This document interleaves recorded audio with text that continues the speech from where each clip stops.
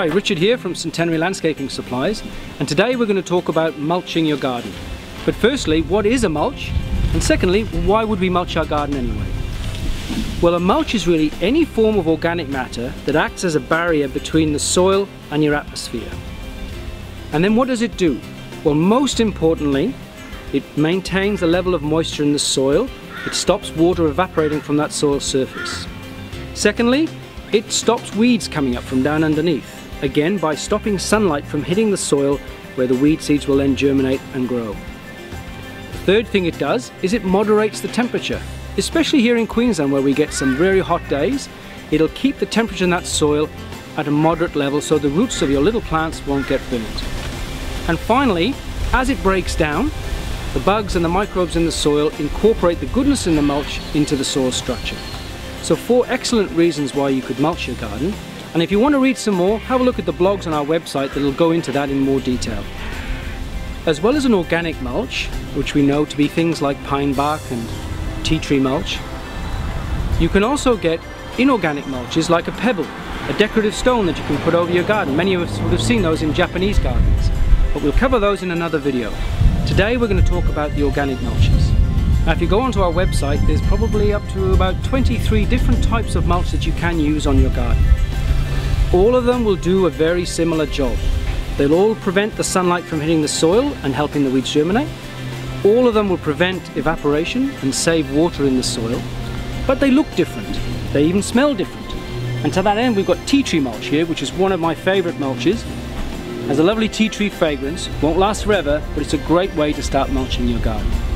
But hop onto that website and see all the different types of mulches that you could use, and give us a ring if you need any advice as to specific mulches for your specific need. So how much mulch do you need? Here again, a good rule of thumb is 1 cubic meter will cover 10 square meters at 10 centimeters deep. Now you don't want to go too much deeper than that, because otherwise rainwater and irrigation water won't penetrate to the soil and you're actually going to keep water out. But you don't want to go too thin either, because that way sunlight will get through and the little weed seeds will be able to come up, and also water will be able to evaporate from the soil surface.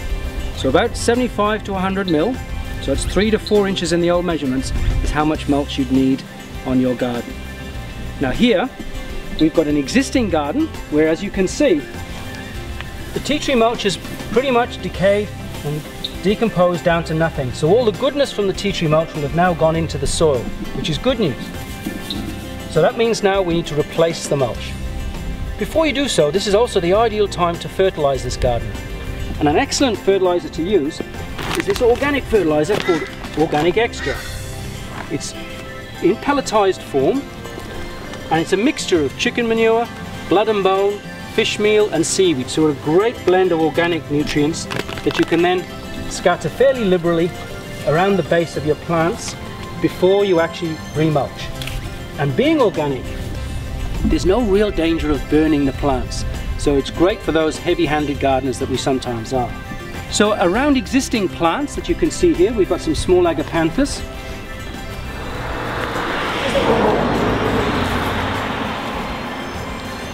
So we'll put the mulch around the base of the plants, but a key point here, and I'll show this again on another plant, is that you don't want to bury the stem of the plant.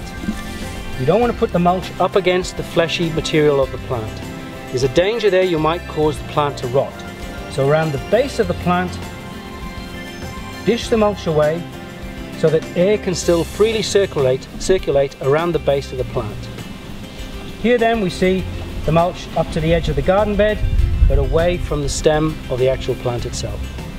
Okay, here we have a situation where we have a more mature tree on the footpath, and if we peel back this black sheeting here, you can see all the mulch has disappeared.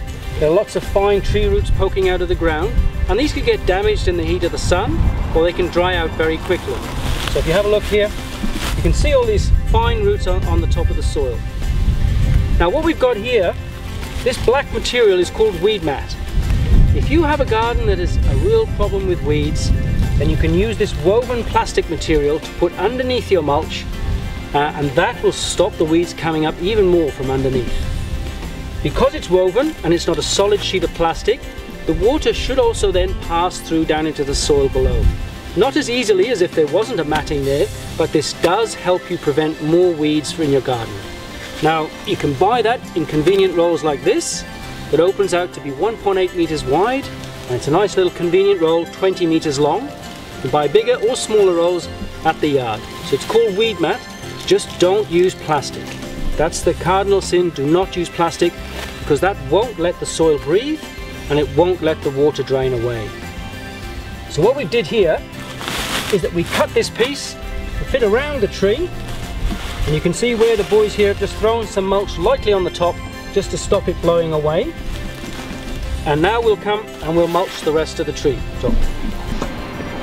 So what I've done is tipped a barrow around the tree on top of the weed mat, and then push it around, so now that we're covering up all those exposed roots, and we take it up to the base of the tree. Like I mentioned around the agapanthus, you let the air circulate right down to the base of the trunk. You don't want the mulch up around the base of the tree. That's not healthy for the tree, so keep a little bit of a gap there around the base of the tree. So once it's done, not only does the mulch keep the moisture in the soil, keep the weeds under control, but it always looks nice too. And that's another fantastic reason for mulching your garden. So here's the finished job, a much more attractive footpath, and the tree will appreciate it as well.